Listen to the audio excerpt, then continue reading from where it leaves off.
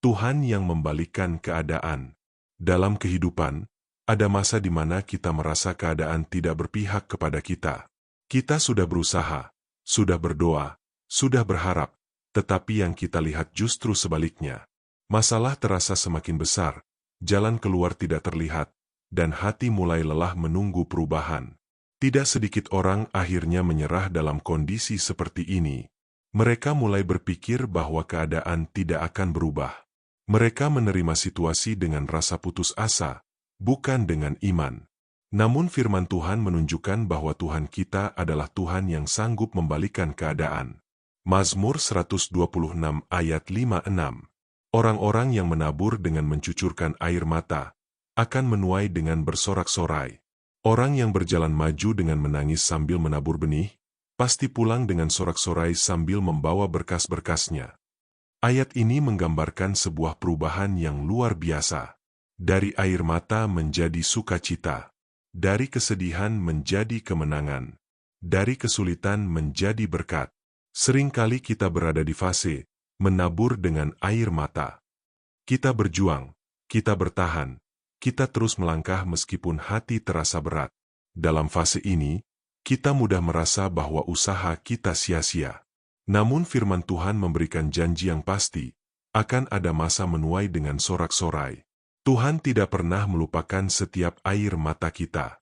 Setiap doa yang kita naikkan, setiap usaha yang kita lakukan, semuanya diperhatikan oleh Tuhan.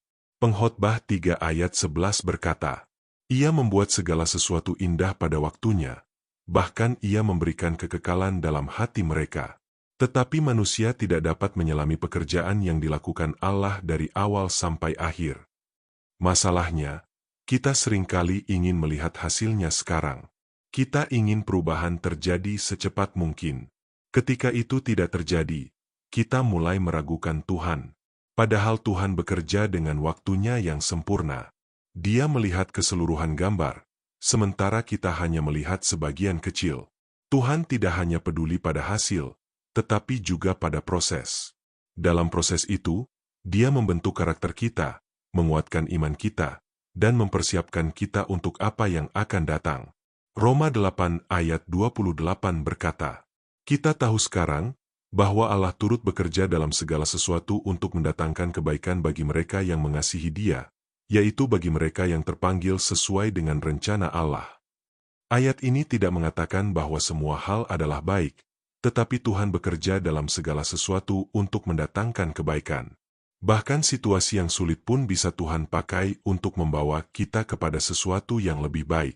Dalam Alkitab, kita melihat banyak contoh bagaimana Tuhan membalikkan keadaan. Dari penderitaan menjadi kemenangan, dari penolakan menjadi pengangkatan, dari kesulitan menjadi berkat. Ini menunjukkan bahwa Tuhan tidak pernah kehabisan cara. Apa yang bagi manusia tampak sebagai akhir, bagi Tuhan bisa menjadi awal yang baru. Yesaya 61 ayat 3 berkata, Untuk mengaruniakan kepada mereka perhiasan kepala ganti abu, minyak untuk pesta ganti kain kabung, nyanyian puji-pujian ganti semangat yang pudar. Ini adalah gambaran perubahan yang Tuhan lakukan. Dari abu menjadi keindahan. Dari duka cita menjadi sukacita. Dari keputusasaan menjadi pengharapan. Namun seringkali kita menghalangi pekerjaan Tuhan dengan ketidakpercayaan kita. Kita terlalu fokus pada keadaan, sehingga kita lupa bahwa Tuhan lebih besar dari keadaan itu. Kita perlu belajar untuk percaya, bahkan ketika kita belum melihat perubahan. Iman bukan tentang melihat dulu baru percaya, tetapi percaya dulu baru melihat. Ibrani 11 ayat 1 berkata, Iman adalah dasar dari segala sesuatu yang kita harapkan dan bukti dari segala sesuatu yang tidak kita lihat. Hari ini, mungkin kamu sedang berada di tengah keadaan yang sulit.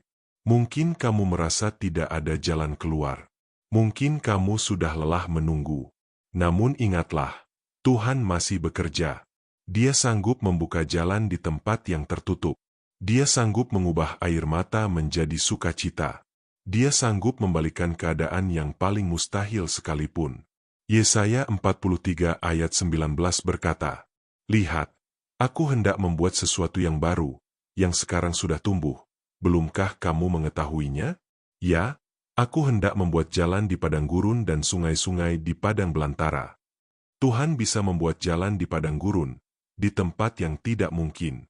Dia bisa memberikan kehidupan di tempat yang kering. Jangan menyerah. Jangan berhenti berharap.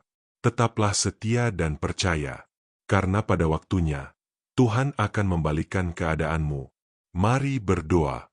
Tuhan, terima kasih karena Engkau adalah Tuhan yang sanggup membalikkan setiap keadaan dalam hidupku. Saat aku merasa lelah dan hampir menyerah, tolong aku untuk tetap percaya kepadamu. Kuatkan imanku, ajarku untuk menantikan waktumu, dan tuntun aku untuk tetap setia dalam setiap proses. Aku percaya Engkau sedang bekerja untuk mendatangkan kebaikan dalam hidupku. Di dalam nama Tuhan Yesus aku berdoa. Amin. Jika renungan ini memberkati hidupmu, jangan lupa untuk like, subscribe, dan bagikan kepada orang lain supaya semakin banyak orang dikuatkan oleh firman Tuhan.